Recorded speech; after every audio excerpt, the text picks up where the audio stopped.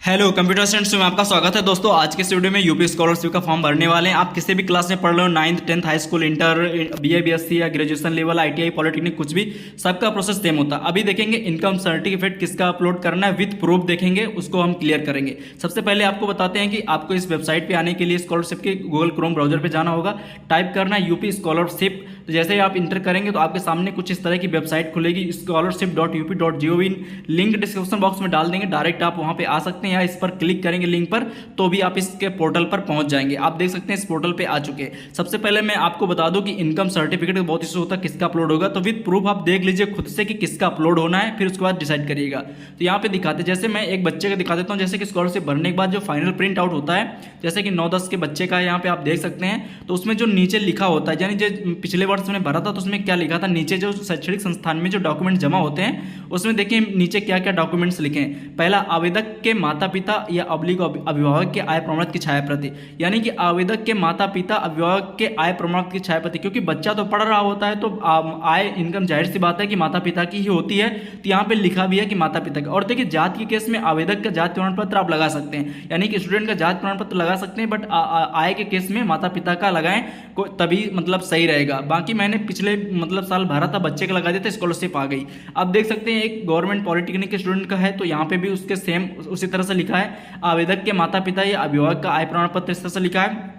और जात के केस में नीचे बच्चे का लिखा है, यानी कि आप अगर शुरू से भर रहे हैं तो आप अगर पिताजी का बनवा लीजिए तो बेस्ट रहेगा, नहीं तो आप अपना मतलब अगर खुद का भी बनवा लिए तो अगर इनकेस लास्ट में है तो आप भर सकते हैं, कोई प्रॉब्लम नहीं होने वाली, क्योंकि स्कॉलरशिप आती है। इस पोर्टल में एक स्टूडेंट का ऑप्शन है, इस पर आप क्लिक करेंगे तो देखिए रजिस्ट्रेशन, फ्रेश लॉगिन, रिन्यूअल के इस तरह से ऑप्शन खुलेंगे। तो देखिए अगर कोई भी व्यक्ति आप किसी भी क्लास में है तो सबसे पहले उसको रजिस्ट्रेशन करना है, फिर उसके बाद खुलेंगे आप किस क्लास में है। अगर फ्रेश लॉगिन करना चाहते हैं तो लॉगिन पे आप क्लिक करेंगे, अगर आप रजिस्ट्रेशन कर लिया है। अगर देखिए 9th 10th में है तो प्री मैट्रिक स्टूडेंट लॉगिन करेंगे, इंटर 11-12 में है तो इंटरमीडिएट स्टूडेंट, और अदर देन मतलब बीए बीएससी में आईटीआई तो पोस्ट ग्रेजुएशन। इसी तरह रिन्यूअल का प्रोसेस है, रिन्यूअल अगर आप मतलब 12 में है या हाई स्कूल में है तो क्लिक करेंगे। मेरे केस में क्या है कि मैं नया रजिस्ट्रेशन करने वाला हूं तो सबसे पहले रजिस्ट्रेशन पर क्लिक करेंगे। उसके बाद इस तरह से कुछ टैब्स खुलेंगे, जैसे समाज कल्याण विभाग, उसमें देखिए फॉर SC ST और जनरल यानी सामान्य के लिए पहला टैब है, और पिछड़ा वर्ग यानी ओबीसी के लिए दूसरा टैब है, और अल्पसंख्यक के लिए तीसरा टैब है।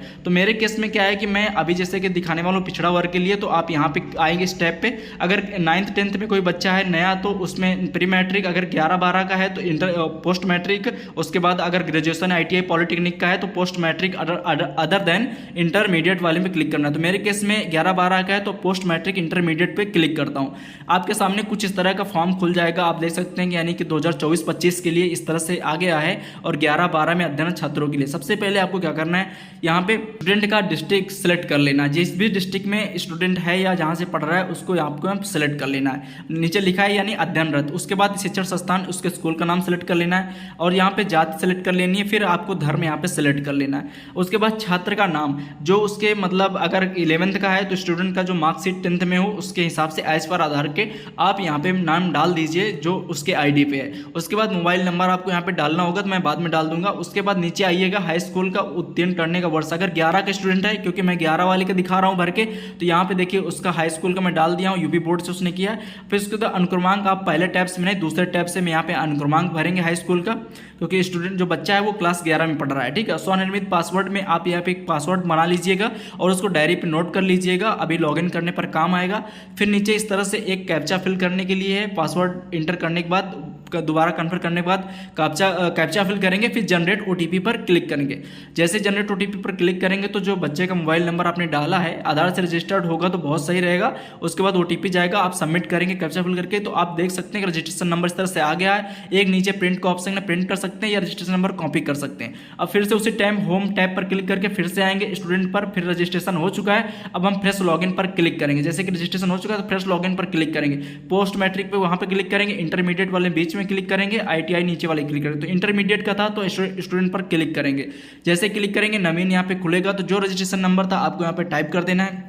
उसके बाद बच्चे का मोबाइल नंबर टाइप करना है, फिर जो अभी आपने पासवर्ड बनाया था उस पासवर्ड को आपको यहाँ पे टाइप कर देना है। पासवर्ड टाइप करने के बाद आपको नीचे जो सिंपल कैप्चा फिल करना है और देन सबमिट पर क्लिक करना है। जैसे सबमिट पर क्लिक करेंगे तो आप देख सकते हैं कि कुछ तरह से टैब्स खुलेंगे, 6-7 टैब हैं जो 7 स्टेप में कंप्लीट करना है, और नीचे इस तरह से लाइन्स में लिखा हुआ है यानी कितने स्टेप आपको कंप्लीट करना है, छात्रवृत्ति के लिए आवेदन करना है, फिर प्रपत्र, फिर आधार वेरिफिकेशन, आय जाति वेरिफिकेशन, NPCI सारी चीज़ें करना है, फिर फाइनली हाई स्कूल का रोल नंबर, फिर जाँच हेतु प्रिंट करना है, फिर लॉक किया जाता है। तो इस तरह से एक लंबा प्रोसेस होता है। तो हम पहले यहाँ पे डिजी लॉकर से सत्यापन करेंगे, तो इसी पर क्लिक करेंगे। जैसे इस पर क्लिक करेंगे तो एक लिंक और खुलेगी, डिजी क्लिक टू हियर करके वेरिफिकेशन, तो आप इस पर सिंपली क्लिक करेंगे। जैसे क्लिक करेंगे तो इसको आप अलाउ कर देंगे और यहाँ पे साइन टू योर अकाउंट। देखिए मेरे केस में क्या है कि मैं यहाँ पे आधार कार्ड से करने वाला हूँ, तो आधार कार्ड पे हमें क्लिक करना है।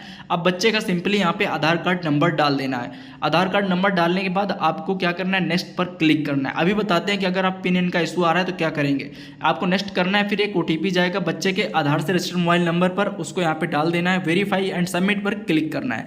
जैसे सबमिट पर क्लिक करेंगे तो आपके सामने एक बॉक्स खुलेगा जिस पे आपको पिन डाल के लॉगिन करना है, यानी वेरीफाई सिक्योरिटी पिन। यानी अगर एक 6 डिजिट का पिन होता है तो डिजिट का जो पिन होता है वो ज़्यादातर किसी को पता नहीं होता है, तो आपको सिंपली क्या करना है कि फॉरगेट सिक्योरिटी पिन पर क्लिक करके रिकवर कर लेना, नया बना लेना है। तो मेरे केस में मेरे पास भी सिक्योरिटी पिन नहीं है, तो हम क्या करेंगे, इतना करने के बाद जो नीचे एक ऑप्शन आ रहा है फॉरगेट सिक्योरिटी पिन, तो हम इसी पर क्लिक करेंगे क्योंकि हम नया एक बनाना चाहते हैं। तो इस पर हम क्लिक कर रहे हैं। क्लिक करने के बाद अब सिंपल यहाँ पे क्या होगा, डेट ऑफ बर्थ डालना है जो स्टूडेंट है, उसके डालने के बाद आप नेक्स्ट पर क्लिक करेंगे। जैसे हम यहाँ पे सेलेक्ट कर लेते हैं और नेक्स्ट पर क्लिक करते हैं। नेक्स्ट पर क्लिक करने के बाद आपको देखिए सेट सिक्योरिटी पिन, आप सेट करने के लिए आ गया, यानी नए सिरे से आप सेट कर सकते हैं। तो मैं एक पिन क्रिएट करता हूँ, उसको सेट करता हूँ, उसके बाद सबमिट करके दोबारा से आप यहाँ क्रिएट कर लेंगे। फिर इस तरह से आगे नेक्स्ट करेंगे तो यहाँ पे देखिए कुछ टैब्स खुलें, तो पैन कार्ड वाला जो नीचे आप इसको अनटिक कर दें, केवल आधार कार्ड वाला टिक रहे, ये ध्यान रखना टिक करने से पहले। देखिए केवल मैंने आधार कार्ड वाला टिक किया, बाकी सबको यहाँ पे छोड़ दिया। नीचे आएंगे एक डिनाई का ऑप्शन है जहाँ पे, उसके बाद अलाउ का है, तो आप अलाउ पर क्लिक करेंगे। जैसे अलाउ पर सिंपली क्लिक करेंगे तो आप डिजी लॉकर से देख सकते हैं कि डिजी लॉकर से जो डेटा है वो ऑटोमेटिक फोटो वगैरह आ गई। तो यहाँ पे वेरीफाई डिटेल का ऑप्शन आएगा, आप देख लीजिएगा, और वेरीफाई डिटेल पर ग्रीन कलर के जो नीचे बॉक्स है इस पर क्लिक करेंगे। जैसे क्लिक करेंगे तो देखिए डिजी लॉकर सत्यापन वाले टैब पर यहाँ पे क्लियर हो चुका है और ग्रीन टिक लग चुका है, ऐसे टिक लगता जाएगा। अब आप छात्रवृत्ति आवेदन फॉर्म भरे पर क्लिक करेंगे। अब कुछ चीज़ें वहाँ से भरी थी, अब कुछ चीज़ें यहाँ पे व्यक्तिगत विवरण भरना होगा, कुछ चीज़ें ऊपर भरी है तो नीचे स्क्रॉल करेंगे तो इस तरह से एड्रेस आपको भरना है, टिक कर देंगे तो सेम एड्रेस वही भर जाएगा। फिर राशन कार्ड नंबर है तो आप डालेंगे, अदरवाइज छोड़ देंगे। फिर इसी एड्रेस को कॉपी करके आप नीचे सिंपली फिल कर देंगे और टिक कर देंगे सेम एज, तो वही इस व्यवहार का पता सेव हो जाएगा। फिर नीचे हाई स्कूल का जो प्राप्तांक है यानी बच्चे के कितना मार्क नंबर आए थे तो आप उसको डाल देना है। उसके बाद आप फिर आगे जो पूर्णांक था उसको डालेंगे। इसी तरह सभी क्लास का आप मतलब भरेंगे, ट्राई करेंगे, हो जाएगा। तो यहाँ पे पूर्णांक जो था मैं उसको डाल देता हूँ हाई स्कूल के हिसाब से, और जो मार्क्स आए तो वो डाल दिए हैं। क्लास 11 यहाँ पे सेलेक्ट रहेगा, अगर 12 के लिए नया कर रहे हैं तो आप 12 सेलेक्ट करेंगे। फिर उसके पाठ्यक्रम में वर्तमान प्रवेश की तिथि यानी कब एंट्री हुई है तो आप उसको डाल देंगे। जैसे मैं इनके केस में डाल देता हूँ 12 जुलाई 2024, 1 जुलाई 2024। उसके बाद बोर्ड में पंजीयन क्रमांक जो है आपको स्कूल से मिलेगा, क्लास टीचर से पूछ के आपको मिल जाएगा। यूपी बोर्ड यहाँ पे सेलेक्ट कर लेते हैं, बोर्ड का नाम दीवा छात्र है कि आवासीय, तो हम यहाँ पे दीवा छात्र कर क्लिक करते हैं, सभी बच्चों को दीवा छात्र ही क्लिक करना है। उसके बाद यहाँ पे जो दृष्टिहीनता अगर कोई विकलांग है तो सिलेक्ट करेंगे, अदरवाइज यहाँ पे आपको छोड़ देना है। उसके बाद अनुमोदित जो पैसा था उसको भी डाल देना है, आप कॉलेज वाले से पूछ के। नीचे आएंगे यहाँ पे अनुरक्षण भत्ता कितना है, यानी कि जो मतलब अगर आपको छात्रवृत्ति पहले मिली थी तो आप उसको अमाउंट डाल देना कितना हाई स्कूल में मिली थी, और शुल्क के रूप में कितना आपको शुल्क देना पड़ा है वो आप यहाँ पे डाल देंगे। आप अपने कॉलेज में जब चेक जाँच करवाएंगे तो वहाँ पे आपको बता देंगे। अभी के लिए मैं फिलहाल कुछ अमाउंट यहाँ पे डाल देता हूँ, जैसे कि मैं 500 रुपये डाल देता हूँ। उसके बाद गत वर्ष की परीक्षा यानी क्लास 10th थी जो बच्चे ने उत्तीर्ण की है उसको डाल देंगे। उसके बाद गत वर्ष का परीक्षा फल पास है कि प्रमोट किया गया है, तो यहाँ पे पास हुआ है तो पास का सेलेक्ट करेंगे। पूर्णांक कितने का था, 600 का था, तो हाई स्कूल में तो 600 को यहाँ पे डाल देते हैं। उसके बाद प्राप्तांक कितने नंबर्स आए तो उसको डाल देंगे, परसेंटेज ऑटोमेटिक आएगा। अब यहाँ पे स्टेट संस्थान का नाम डालना है, कैप्चा फिल कर देना है और टिक बॉक्स में नीचे क्लिक करके सबमिट करना है।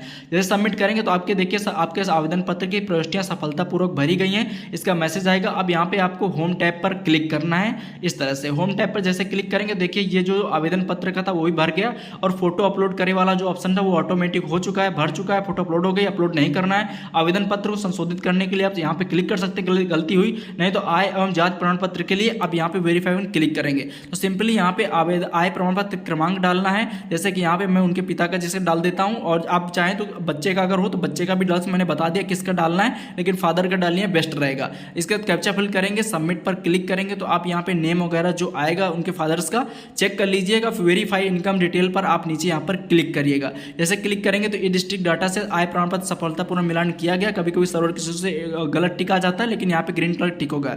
फिर आप देखिए जाति प्रमाण पत्र का ऑटोमेटिक खुल जाएगा, तो आपको जाति प्रमाण पत्र के लिए फिर सेम तरह के आवेदन फॉर्म संख्या और क्रमांक डालनी है। अब नीचे सब कास्ट का सिलेक्ट करने के लिए होता है, नहीं उपजाति जिससे बिलोंग करता हो, बहुत सारी जातियां होती है, तो उसको आपको सिलेक्ट करना है, कैप्चा फिल करना है और सबमिट पर क्लिक करना है। देखिए जाति हम बच्चे की डाल रहे हैं क्योंकि उसमें कोई इशू नहीं है। डालने के बाद आप सबमिट वेरीफाई पर क्लिक करेंगे, देखिए आय जाति यहाँ पे प्रमाणित हो गया है, टिक लग गया है। अब आता है प्रमाणीकरण, तो आधार नंबर डालें। अब आधार नंबर वेरीफाई करना होता है, तो सिंपली आपको क्या करना है कि प्रमाणीकरण तो आधार नंबर पर क्लिक करना है। देखिए इनकम सर्टिफिकेट, जाति सर्टिफिकेट वेरीफाई हो चुका है, उसमें ग्रीन कलर टिक लग चुका है, ठीक है। आधार पर जैसे वेरीफाई पर क्लिक करेंगे तो आपके सामने कुछ तरह का डैशबोर्ड खुलेगा। 0-3 प्रयास होते हैं। देखिए सर्वर के चलते आप कितने प्रयास कर सकते हैं, लेकिन आप 3 से ज़्यादा गलत मत करिए। आधार कार्ड नंबर डालिएगा, नीचे डालिएगा, टिक करिएगा और कैप्चा फिल करिएगा। वेरीफाई अपडेट आधार पर वेरीफाई आधार पर क्लिक करेंगे। थोड़ा सा सर्वर का बहुत ज़्यादा रिस्पॉन्स चल रहा है, जिसकी वजह से वेरीफाई नहीं हो रहा है। लेकिन इनके केस में क्या हुआ था कि जैसे मैंने पहली बार किया है तो वो वेरीफाई हो चुका है, बट वहाँ पे पोर्टल पे अपडेट नहीं हुआ है। वो जल्दी जब सर्वर सही हो जाएगा या पोर्टल जो भी है इशू आ रहा है तो वो आ जाएगा। जैसे कि देखिए प्रमाणीकरण सफल, इस तरह का एसएमएस आ जाएगा जब आपका आधार सफल हो जाएगा।